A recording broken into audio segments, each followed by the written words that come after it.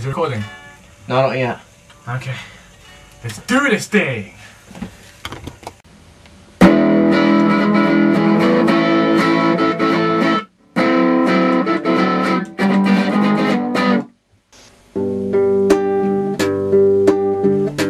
Hello, I'm going to tell you a little story.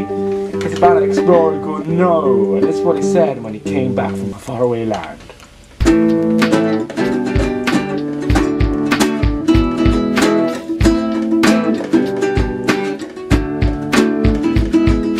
There's an explorer called Noah, and he went through the tunnel. Then he saw something big, something bright, something colourful. He saw a dragon, which was yellow, blue, green and red. He saw a dragon, which was yellow, blue, green and red. And when he saw the dragon, he pulled out his sword, which was mighty big. But the dragon saw the sword, so he spat some fire. But the man deflected it with his fist. Then the dragon saw the fire go between his eyes, so he swung his tail to hit the man's head. But the man saw the tail, so he swung his sword and hit the dragon's tail off. He fought the dragon, which was yellow, blue, green and red. He fought the dragon, which was yellow, blue, green and red.